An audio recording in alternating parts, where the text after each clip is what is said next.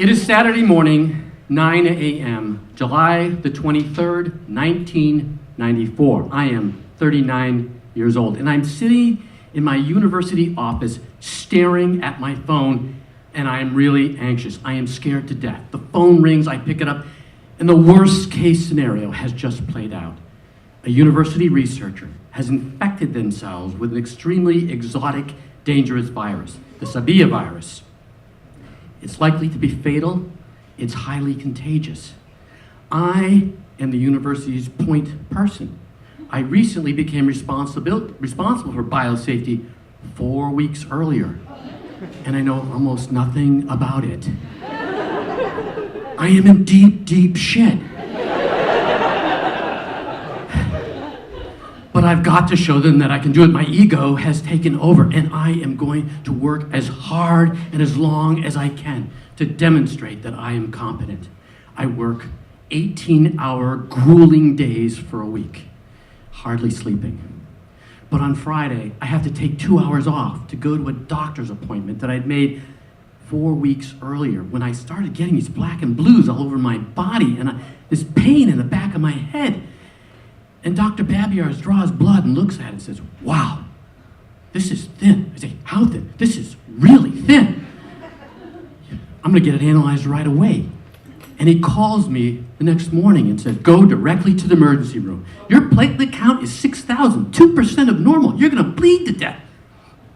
The next morning, I'm diagnosed with an extremely rare disease that only 3 out of 1,000,000 people get, called aplastic anemia.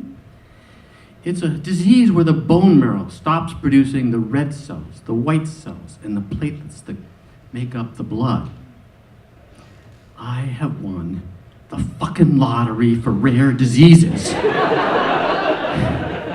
The hematologist that diagnoses me says, "You have a 10% chance of living 6 months." I tell him, "I want a second opinion." And I get my second opinion from Dr. Joel Rappaport, who tells me if they can find me a bone marrow donor, I have a 30% chance of complete recovery. 70% chance of dying in my hospital room, but 30% chance of recovery. And believe it or not, this sounds really good. We need a bone marrow donor, and there's none in the registry. But then my 2 sisters get their blood sample taken, and an incredible stroke of luck, one of my 2 sisters, Kathy, is a perfect match. And she is now my favorite sister.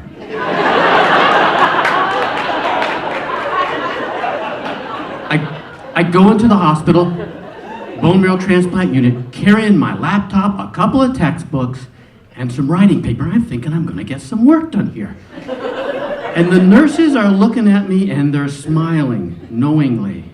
And my treatment begins. High doses of 5 chemotherapy agents over a week. And in between the vomiting and the projectile diarrhea and the partial visional loss, I'm trying to use that laptop to pump out some documents to address those CDC issues. And administrators and colleagues are calling me on the phone and visiting me, and we're trying to work out policies and procedures. I am still all in. And my sister Kathy comes and they draw the marrow from her hip and they put it in an IV bag and drip it into my arm. And the nurses say, "You should think about this as your second birthday. You should celebrate." But no, I am working. And I continue to work for the next 7 days while we're waiting for the transplant to take hold. And we'll know it will take hold when the baby red blood cells show up in my blood. And they'll know that when they take the morning blood draws. And all this time I'm working as hard as I can. But as the day goes on, those baby red blood cells don't turn up. And on day 11, the administrators and colleagues stop calling, stop coming, and I hear about succession planning, and I'm worried. And on day 13, Dr. Rappaport tells me the transplant has failed. He says he's looking at other options, but we both know he's just trying to blunt the news that I am gonna die in this room, and I am angry. I feel cheated. And that night, I sit in the room alone in the dark and I think about how I lived, about how I spent my time and how I'd be remembered. I wish I'd spent more time with my 2 young children, Michael and Katie, with my wife, Jean, and my friends, and gave them the best in me. But I didn't. I spent far too much feeding and tending to my ego, trying to achieve things that didn't make any matter to me now. And in that moment, my ego had no use for this hopeless, dying person, and it walked off, just like some of my colleagues.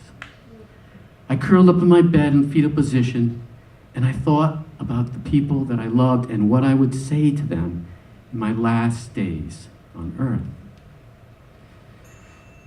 And finally, around 4 in the morning, I fell asleep. The next morning, the hematologist came by at 6 o'clock to take my blood, and I'm thinking, why the hell are we still doing this? But about 2 hours later, Dr. Rappaport comes by with a sugar donut in one hand and a cup of coffee in the other, and he says, "We found a baby red blood cell this morning. We're just going to have to be patient." I'm elated. I can't believe it. I have a second chance, maybe. I would be in the bone marrow transplant unit fighting for my life for 6 more weeks. But time finally came when I could go home to my family. But I was a changed man.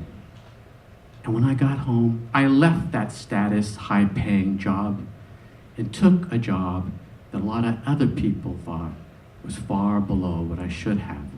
And I spent that extra time being the parent, the husband, and the friend that I could be proud of. Thank you.